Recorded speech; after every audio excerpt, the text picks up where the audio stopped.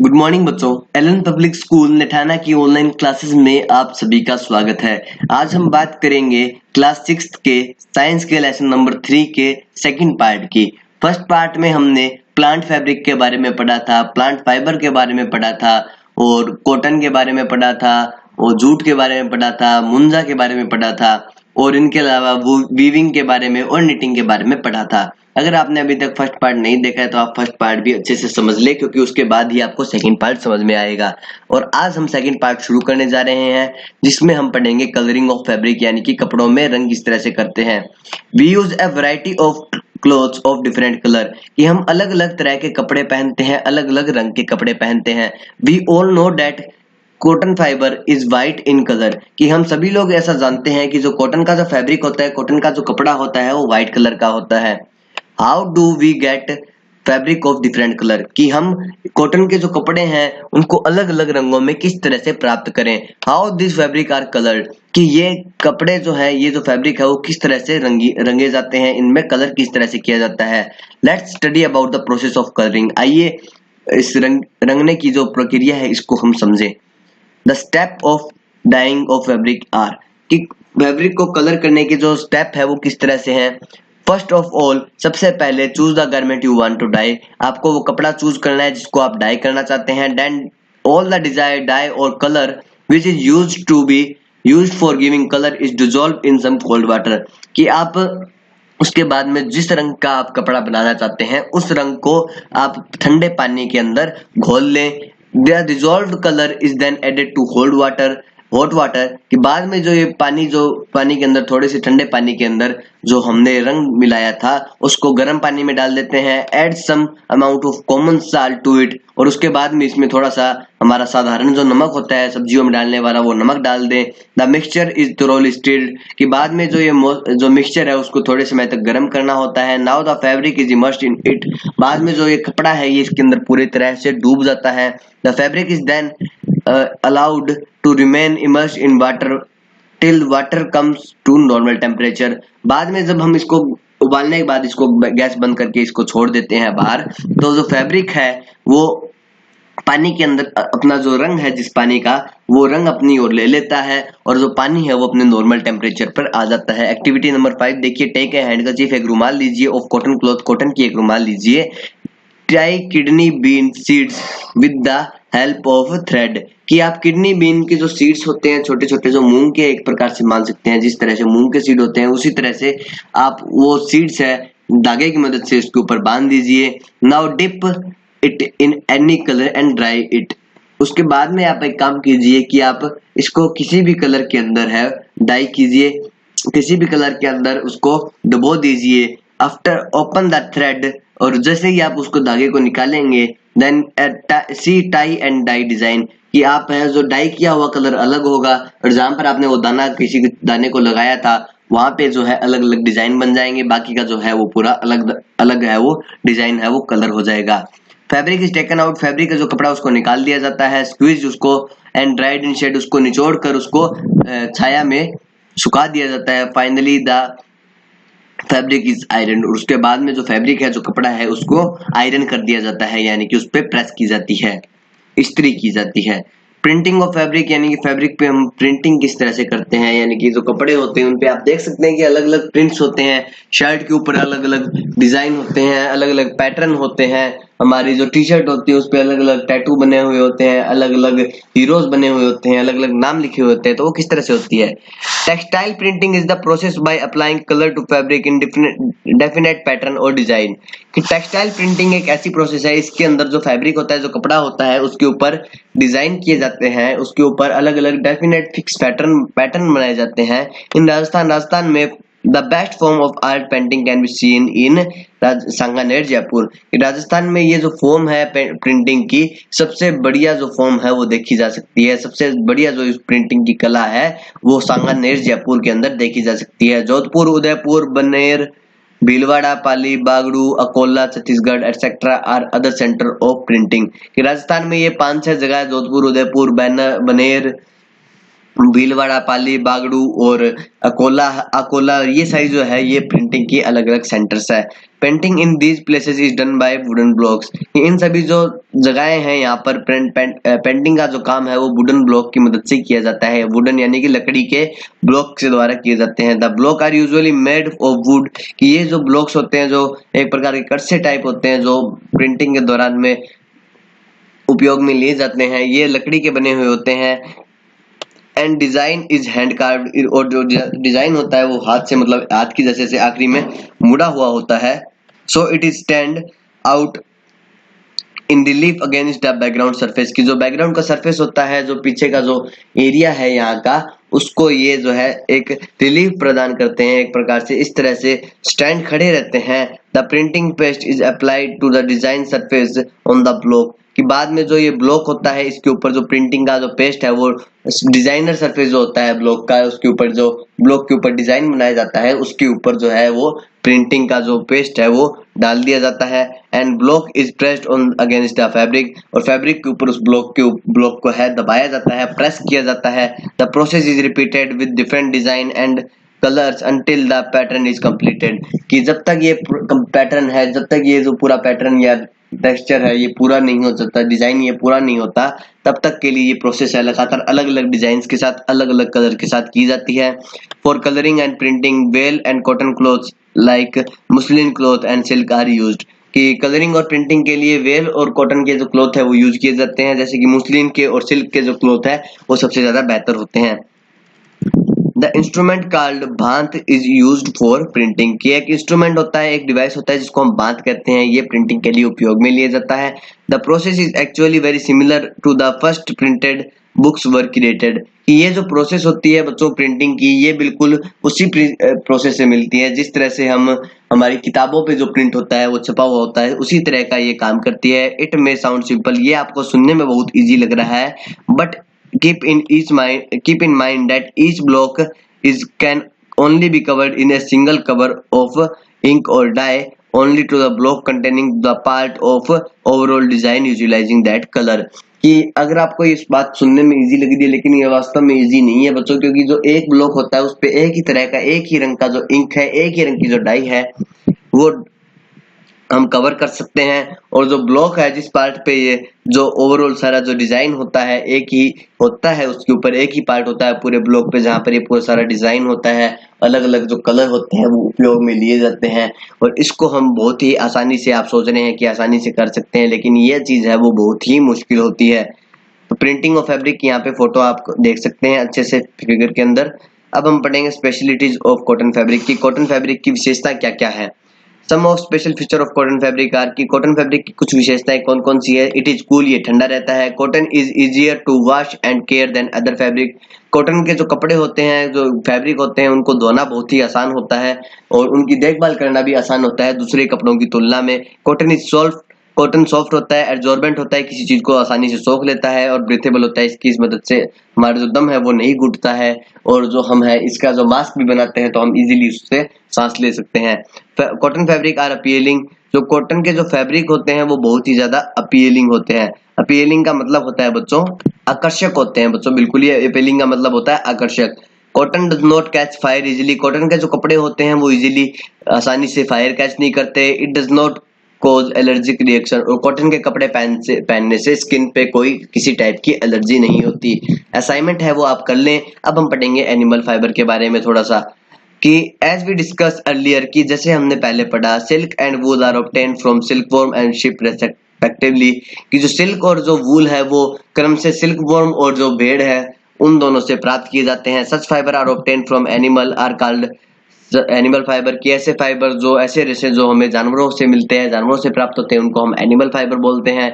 दस animal fibre are natural also natural fibre, की इसी प्रकार जो नेचुरल फाइबर जो है, सॉरी एनिमल फाइबर जो है, प्राकृतिक जो रेशे हैं वो नेचुरल फाइबर, एनिमल फाइबर जो जानवरों के रेशे हैं, पशुओं के जो रेशे हैं वो नेचुरल फाइबर ही होते हैं। इन दिस सेक्शन, इस क्लास में हम स्टडी करेंगे, we will study about wool and silk, हम थोड़ी बहुत स्टडी करेंगे वूल एंड सिल्क के बारे में, बट नेक्स्ट क्लास में हम अच्छे से इन सब के बारे में जानेंगे। तो आइए शुरू करते हैं सबसे पहले वूल के बारे में। वूल क्या होती है? एक ऊन को हम हिंदी में ऊन कहते हैं। Wool come out from fleece hair of sheep, goat, yak, skin of sheep has two types of fibre. क्या होता है बच्चों की जो वूल होती है, जो ऊन होती है, वो हमें भेड़ों की, गोट की या फिर बकरियों की या फिर याक जो होते हैं जानवर होते हैं, ये तीन जानवरों की जो बाल है उनसे प्राप्त होती है। और जो स्किन होती है शिप की, भेड़ की जो स्किन होती है उसके ऊपर दो टाइप के फाइबर हमें प्राप्त होते हैं। पहला होता है the coarse beard hair and दूसरा होता है fine soft under the hair close to the skin. कि कई तो जो मतलब स्किन से बिल्कुल ऊपर जो हेयर होते हैं, यानी कि स्किन से बाहरी जो हमें हेयर दिखते हैं, अब जो बाल हमें दिखाई देते हैं, वो सारे जो होते हैं वो बिल्कुल रफ टाइप होते हैं। और जो स्किन के क्लोज जो हेयर होते हैं वो बिल्कुल ही सॉफ्ट होते हैं। और उनकी जो क्वालिटी की जो वूल बनती है उनसे वो बहुत ही उच्च क्वालिटी की, हाई क्वालिटी की बनती है।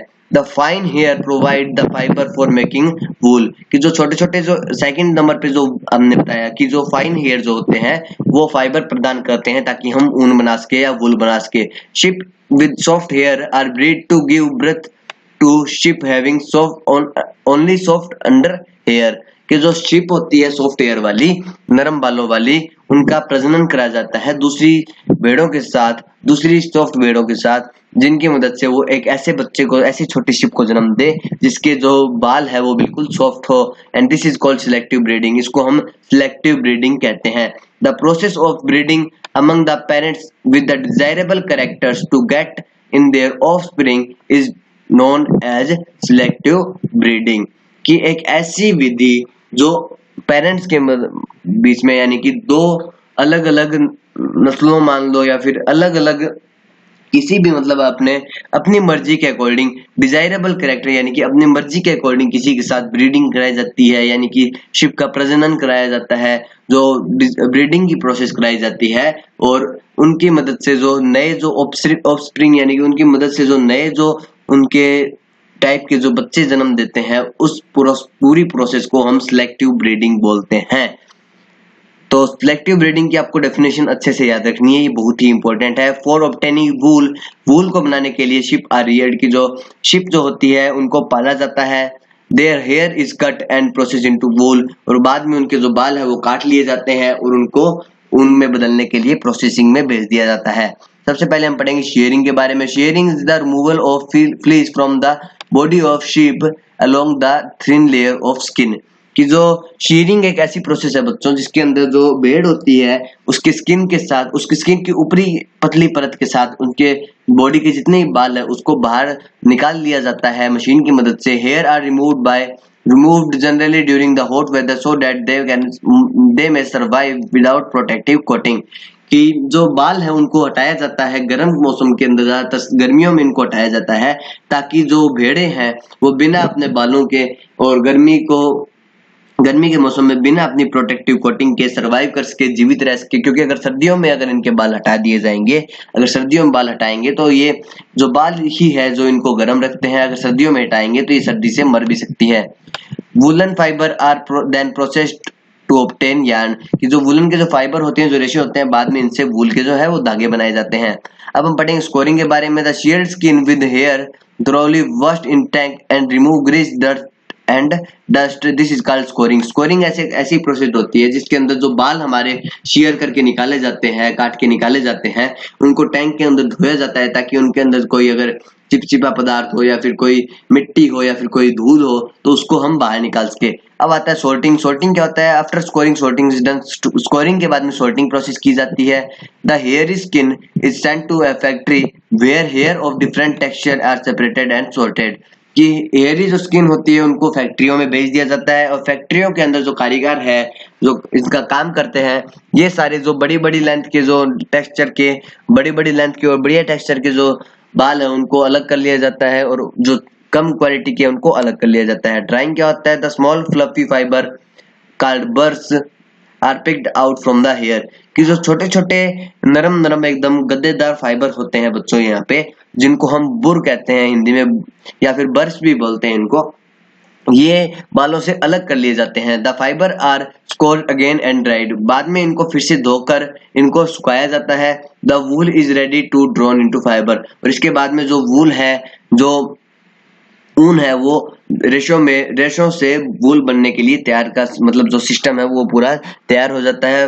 Wool is ready to be drawn into the fibre, कि जो फाइबर है उनसे जो वूल है वो बनने का जो काम है वो शुरू हो जाता है। यहाँ पे वूल बनाने के लिए जो मेन काम है वो अब तक हमने कर लिया कि सबसे पहले बाल काटना, उनके बाल काटने के बाद उनको धोना, उनको अलग अलग करना, उनको उनमें से बूर छांटना और उनमें से उनको वापस धो के सुखाना, और फिर बाद में जो वूल का जो है सारा मेन काम जो हो जाता है। अब कलरिंग का होता है कि वूल को कलर किस तरह से करते हैं। The fibre are dyed in various colour such as natural fleece of sheep and goats is black, brown और व्हाइट। की जैसे कि आप जानते हैं कि जो भेड़ बकरियों के ज्यादातर जो बाल होते हैं वो काले, सफेद और भूरे रंग के होते हैं, इसलिए जो फाइबर है वो अलग अलग कलर में जो है वो डाई किए जाते हैं, अलग अलग कलर में रंगे जाते हैं। रोलिंग इनटू यार्न, उनको धागों में किस तरह से बदला जाता है। फाइबर आर स्ट्रेटन, फाइबर को जो होते हैं वो सीधे किए जाते हैं। कॉम यानी कि उन पे कंघी की जाती है, बाद में वो यार्न के रूप में बदले जाते हैं, धागे के रूप में बदले जाते हैं। The longer fibre are made into wool for sweaters और shorter fibre are spun and woven into woollen cloth. जो लंबे जो धागे बनते हैं उनको उनकी मदद से हम निटिंग की प्रोसेस के द्वारा स्वेटर्स बना सकते हैं, और जो छोटे जो फाइबर बनते हैं, छोटे जो रेशे बनते हैं, उनकी मदद से हम वुलन के क्लॉथ है वो कपड़े हैं वो बना सकते हैं। शेयरिंग प्रोसेस की आप फोटो यहाँ पे देख सकते हैं। अब हम पढ़ेंगे सिल्क के बारे में। सिल्क क्या होता है। Silk is obtain from silk worm. Silk एक ऐसा फाइबर है जो सिल्क वर्म नामक कीड़े से मिलता है। It is also an animal fibre, यह भी एक पशु फाइबर है, एनिमल रेशा है। The rearing of silk worm for obtaining silk is called sericulture, कि जो सिल्क वर्म जो कीड़ा है उसको पालने की जो प्रोसेस है, उसको पालना और उससे सिल्क ऑब्टेन करने की जो टोटल प्रोसेस है उसको हम सेरिकल्चर बोलते हैं। अब life cycle of silk moth, की सिल्क का जो मोथ होती है, जो कीड़ा होता है, उसका लाइफ साइकिल किस तरह का होता है। The female silk moth lays egg on the mulberry और palm leaves from which hatch larva which are called caterpillar और silkworm। ये जो फीमेल मोथ जो होती है, फीमेल जो कीड़ा होती है वो अपने अंडे देती है मलबेरी और प्लम के पत्तों के ऊपर। बाद में जो अंडे टूटने के साथ वहां से लार्वा निकलता है। लार्वा के साथ जो है कैटरपिलर या फिर सिल्कवर्म है वो निकलते हैं। Caterpillar grow in size, caterpillar size में बड़े होते जाते हैं। Weave a net to hold itself to enter next stage of its life history called pupa, कि जो कैटरपिलर है वो बड़े होने के साथ साथ अपने चारों ओर एक जाल के साइज के एक जाल बुन लेते हैं अपने चारों ओर, और अपनी जो लाइफ जो है, अपने जो जीवन जो है उसके नेक्स्ट स्टेज में जाने के लिए तैयार हो जाते हैं। और नेक्स्ट स्टेज वो पूरा कवर होने के बाद में उनकी लाइफ की नेक्स्ट स्टेज आती है जिसको हम कहते हैं pupa. Silkworm swings its head from side to side and secret fiber is made of protein, कि आप जो सिल्कवर्म जो कीड़ा होता है वो अपनी जो नाड़ है, जो गर्दन जो सिर है उसका अपना, वो दाएं से बाएं एक साइड से दूसरी साइड तक लगातार घुमाता रहता है। घुमाने के कारण उसके जो फाइबर है वो बन जाते हैं, जो कठोर हो जाते हैं, और उनके अंदर प्रोटीन है वो बहुत ही ज्यादा होता है। Fibre hardens on exposure to air and become silk fibre, कि फाइबर है वो बाद में गर्म हो जाते कठोर हो जाते हैं हवा लगने के बाद उन पर, और बाद में ये सिल्क फाइबर का रूप है वो ले लेते हैं। Soon silk worm completely cover itself by silk fibre, बाद में जो सिल्क वर्म जो कीड़ा है वो अपने आप को पूरी तरह से सिल्क फाइबर से ढक लेता है। This covering is known as cocoon, और इस कवरिंग को हम कुकून नाम से जानते हैं। अब हम पढ़ते हैं कि किस तरह से है ये जो सिल्क बनता है। फॉर ऑब्टेनिंग सिल्क, सिल्क को बनाने के लिए moths are reared and their cocoon are collected to get silk thread, कि सिल्क बनाने के लिए जो मोथ्स है, जो एडल्ट जो कीड़े होते हैं, बड़े जो कीड़े होते हैं, उनको पाला जाता है और उनके कोकून है उनको इकट्ठा किया जाता है सिल्क थ्रेड को प्राप्त करने के लिए। तो ये साइकिल आप समझ सकते हैं। ये एडल्ट मोथ अंडा देता है, फिर ये लार्वा से कैटरपिलर निकलता है, बाद में ये बड़ा होकर कोकून और पुपा का निर्माण करता है, बाद में इनसे फिर एडल्ट मोथ बनती है। ये साइकिल लगातार इसी तरह से है वो रेगुलरली चलती रहती है। Different type of silk is obtained from cocoon spoon by different type of moths, की अलग अलग टाइप के जो कीड़े हैं उनसे अलग अलग टाइप के कोकून बनते हैं, और उन अलग अलग टाइप के कोकून से अलग अलग टाइप की सिल्क है वो बनाई जा सकती है। The most common type of silk moth is mulberry silk moth और बॉम्बिक्स मोराई, कि सबसे जो कॉमन जो सिल्क का कीड़ा है जो मलबेरी सिल्क के ऊपर पाया जाता है, मलबेरी के ऊपर पाया जाता है, मलबेरी की पत्तियों पे पाया जाता है, उसको हम बॉम्बिक्स मोराई या मलबेरी सिल्क मोथ कहते हैं। Tussar, muga, kosa are other variety of silk, कि तसार, मूगा और कोसा है ये सिल्क की अन्य वैरायटीज है। तो यहाँ पे सम फैक्ट्स है बच्चों, आप पढ़ लीजिए कि silk was first harvested by Chinese in 2700 BC की जो सिल्क है सबसे पहले चाइना के द्वारा खोजी गई 2700 BC के अंदर। The world's oldest woollen cloth was found in Denmark and dates back to 1500 BC की जो वुलन क्लॉथ जो ऊनी कपड़ों की जो सबसे पुरानी जो जगह है वो हम डेनमार्क मानते हैं। डेनमार्क में सबसे पहले ये माना जाता है और इसकी जो तारीख है लगभग 1500 BC के आसपास ये हुआ था। ओल्डेस्ट वुलन कारपेट जो सबसे पुराना जो वुलन कारपेट जो है, वुलन का जो चटाई जो है, जो कारपेट है, वो चिली सर्बिया के अंदर डिस्कवर खोजा गया था। Found to be date back to 500 BC जिसकी डेट लगभग 500 BC के अंदर ये पाया गया था। Cotton remain the king of all natural fibre की प्राकृतिक रेशो का जो किंग है वो कॉटन कहलाता है। Selling more than other fabric world wide क्योंकि ये पूरी दुनिया में दूसरे कपड़ों की तुलना में सबसे ज्यादा बिकता है, सबसे ज्यादा बेचा जाता है। Flax is the one of the most strongest natural fibre ever discovered कि जो जितने भी नेचुरल फाइबर खोजे गए हैं उनमें से सबसे जो स्ट्रॉन्गेस्ट जो है नेचुरल फाइबर होते हैं उनमें भी एक फ्लैक्स भी एक फाइबर होता है। Fibre are also obtain from banana plant कि बनाना का जो पौधा होता है, जो केले का जो पौधा होता है, उससे भी हमें फाइबर है वो प्राप्त होता है। फ्रॉम कोकून टू सिल्क, हमें कोकून से सिल्क है वो किस तरह से मिलती है आइए पढ़ते हैं उसके बारे में भी। फॉर ऑब्टेनिंग सिल्क, सिल्क को बनाने के लिए moths are reared and their cocoon are collected to get silk thread. This can be represented as कि जो हमारे सिल्क को बनाने के लिए, सिल्क को प्राप्त करने के लिए जो सिल्क के जो कीड़े होते हैं, जो मोथ्स होते हैं, उनको पाला जाता है और उनके कोकून को इकट्ठा किया जाता है ताकि हम सिल्क के जो थ्रेड है, जो धागे हैं, वो प्राप्त कर सकें। This can be represented as, इसको हम इस तरह से समझ सकते हैं, pile of cocoon is used for obtaining silk fibre कि कोकून का एक ढेर है वो सिल्क फाइबर को बनाने के उपयोग में लिया जाता है। The cocoon are kept under the sun कि जो कोकून है उनको धूप सूर्य के नीचे रखा जाता है और बॉइल या फिर उबाला जाता है और एक्सपोज टू स्टीम या फिर उनमें से भाप गुजारी जाती है जिसके कारण जो जानवर है उनके अंदर जो मौजूद होता है वो मर जाता है। The silk fibre separate out और मरने के बाद में जो सिल्क फाइबर है वो बाहर निकल जाता है। This process of taking out of thread from the cocoon for use as silk is called reeling of silk कि जिस प्रोसेस से जो धागा है वो कोकून से बाहर निकाला जाता है सिल्क बनाने के लिए, उसको हम रीलिंग ऑफ सिल्क कहते हैं। Silk fibre are then spun into silk thread, silk के जो फाइबर है, जो रेशे हैं, उनको काट कर बाद में सिल्क के धागों में बदला जाता है। और silk threads which are woven into silk cloth, जो सिल्क के जो धागे बनते हैं उनको बाद में सिल्क के कपड़ों में बदला जाता है। Female silk moth lays 100 of egg at a time, जो फीमेल सिल्क मोथ होती है, जो फीमेल जो सिल्क की जो कीड़ा होता है, फीमेल जो होता है, वो एक साथ में एक टाइम पे एक बार में सैकड़ों की संख्या में अंडा देता है, यानी कि 100 200 300 कितने भी दे सकता है। The eggs are laid on the leaves कि जो अंडे है वो पत्तियों के ऊपर देता है देती है ये।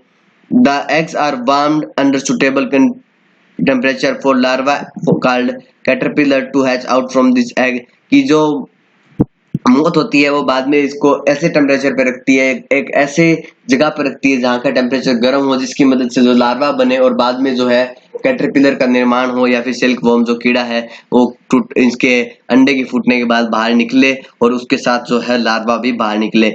These caterpillar eat well and grow in size कि जो कैटरपिलर होते हैं वो अच्छे से खाना खाते हैं 5-6 हफ्ते के लिए और बाद में बड़े साइज में बदल जाते हैं। आफ्टर 25 to 30 डेज, 25 से 30 दिन बाद, यानी कि 5-6 हफ्तों के बाद लगभग जो लार्वा है स्टॉप ईटिंग, जो कैटरपिलर होते हैं वो खाना बंद कर देते हैं एंड स्टार्ट स्पिनिंग कोकून और बाद में ये है कोकून का निर्माण करना शुरू कर देते हैं। The silk moth develop in from inside the cocoon, जो सिल्क का जो कीड़ा है जो आगे जाके बच्चों को जन्म देता है वो बाद में सबसे पहले जो है वो कोकून के अंदर ही डेवलप हो जाता है। और जो माइंड मैपिंग क्या है बच्चों जो आपको याद रखनी है, किस तरह की होती है माइंड मैपिंग, जो आपको याद रखने के लिए आसानी होगी इसको याद रखने के लिए कि फाइबर टू फैब्रिक किस तरह से बनता है। सबसे पहले मेकिंग यार्न फ्रॉम फाइबर कि फाइबर से यार्न कैसे बनाए। Fibre are pull out and twisted to make yarn कि फाइबर है वो बाहर निकाले जाते हैं, फाइबर निकाल के उनको ट्विस्ट करके यार्न बनाया जाता है। वो स्पिनिंग के द्वारा होता है और स्पिनिंग है वो 2 तरीके से होती है, एक चरखे से और एक टकली से या फिर हैंड स्पिंडल से।